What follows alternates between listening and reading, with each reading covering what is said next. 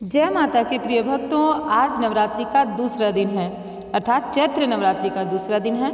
माता रानी आप सभी के जीवन में सदैव खुशियों का वास रखे, आपका जीवन सदैव खुशियों से महकता रहे, इसी कामना के साथ में आज का वीडियो शुरू करते हैं। देखिए, नवरात्रि के दूसरे दिन माँ के द्वितीय स्वरूप माँ ब्रह्मचारिणी की पूजा अर्चना की जाती है। माँ ब्रह्मचारिणी दुष्टों को सन्मार्ग दिखाने वाली हैं। माता की भक्ति से व्यक्ति में तप की शक्ति, त्याग, सदाचार, संयम और वैराग्य जैसे गुणों में वृद्धि होती है। माँ ब्रह्मचारिणी का पूजन करने से आलस्य, अहंकार, लोभ, असत्य, स्वार्थ व ईर्ष्या जैसी दुष्प्रवृत्तियाँ दूर हो जाती हैं।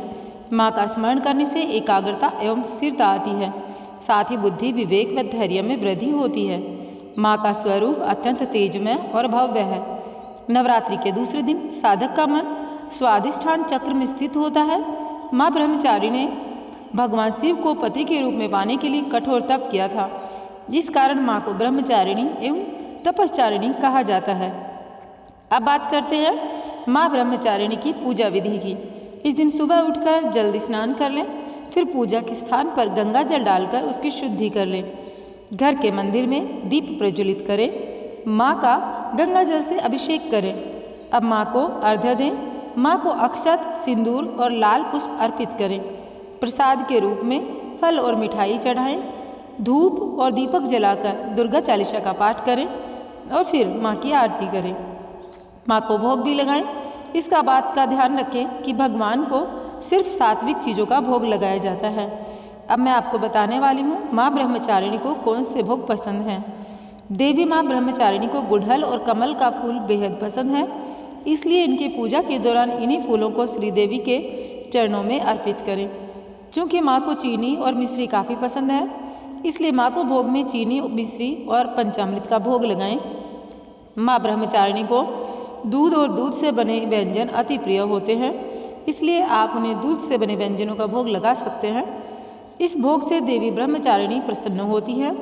इन्हीं चीज़ों का दान भी करने से आपके जीवन में सौभाग्य की वृद्धि होती है। अब हम बात करेंगे माँ ब्रह्मचारिणी की कथा की। तो आप लोगों को कथा जो है वो पूर्ण श्रद्धा भाव के साथ में रसपान करनी है। माता की कथा सुनने के लिए आप लोगों को पहले वीडियो को लाइक और चैनल को सब्सक्राइब भी कर देना है। माता रानी के लिए कमेंट बॉक्स में लिखिए जय माता की। जय माता की लिखने के बाद में हम माँ ब्रह्मचारिणी की जो कथा है उसका रसपान करेंगे, लेकिन उससे पहले मैं आप लोगों को बताने वाली हूँ पंचामृत जो कि माता को चढ़ाया जाता है, माता को भोग लगाया जाता है, उसको कैसे बनाना है। तो पंचामृत बनाने के लिए सबसे पहले एक बड़ा चम्मच दूध गर्म करके उसमें अगर आपके पास केसर है तो केसर डाल दें। इसे कुछ मिनट तक ऐसे ही रहने दें जब तक कि दूध केसर का रंग और सुगंध न ले ले। अब एक छोटी कटोरी में बचा हुआ दूध और दही मिला लें। इसे एक साथ मिलने तक अच्छी तरह मिलाएं। दूध और दही के मिश्रण में शहद या चीनी मिलाएं। इसे जब तक हिलाएं तब तक शहद और चीनी पूरी तरह घुल न जाए। अब घी को पिघलाकर मिश्रण में मिला दीजिए और अच्छे से मिला लें। इसमें केसर वाला जो दूध आपने तैयार किया है धीरे धीरे वह भी मिलाएं। कटे हुए मेवे आप इसमें डाल सकते हैं। इसमें गंगाजल और तुलसी के पत्ते डालकर फिर माँ ब्रह्मचारिणी को आप भोग लगाएं।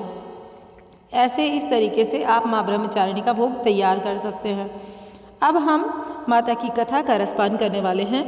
देखिए, अपने पूर्व जन्म में जब ये हिमालय के घर में पुत्री रूप में उत्पन्न हुई थी, शैलपुत्री के नाम से इनको जाना गया था, तब नारद के उपदेश से इन्होंने भगवान शंकर जी को पति रूप में प्राप्त करने के लिए अत्यंत कठिन तपस्या की थी। इस दुष्कर तपस्या के कारण इन्हें तपश्चारिणी अर्थात ब्रह्मचारिणी नाम से अभिहित किया गया था।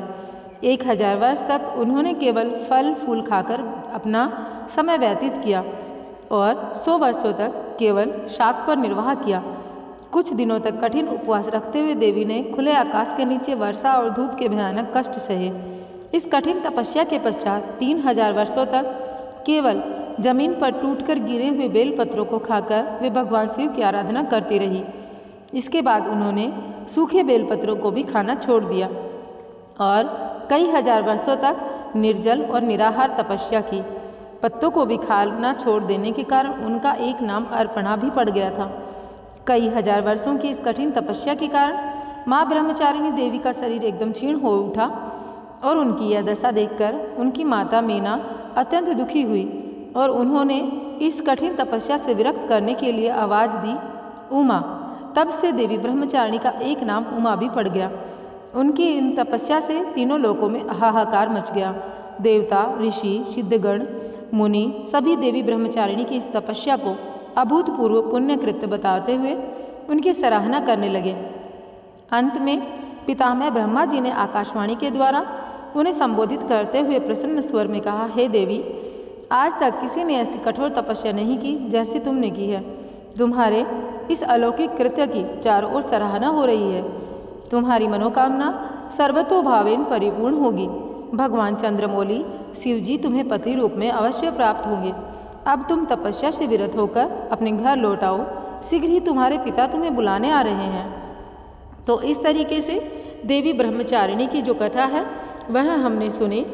अब मैं आप लोगों को बताने वाली हूँ देवी ब्रह्मचारिणी की आराधना से अनंत फल की प्राप्ति एवं त्याग, वैराग्य, सदाचार, संयम जैसे गुणों की वृद्धि होती है। जीवन में कठिन संघर्षों में भी आप अपने कर्तव्य से विचलित नहीं होते।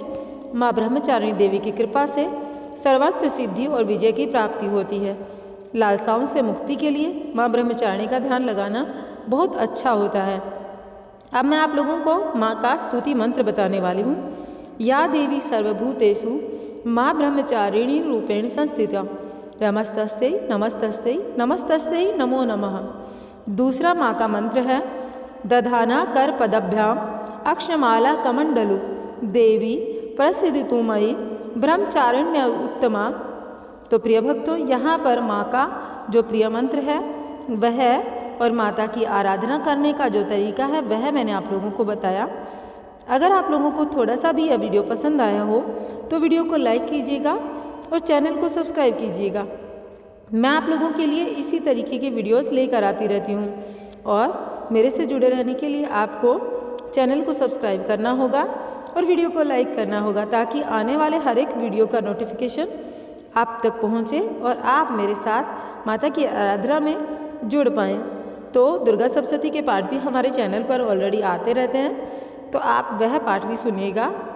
जब भी नवरात्रि चलती है, चाहे वह सार्वजनिक हो या गुप्त हो, तो आप लोगों को श्री दुर्गा सप्तशती जो है वह अवश्य सुननी चाहिए या फिर पढ़नी चाहिए।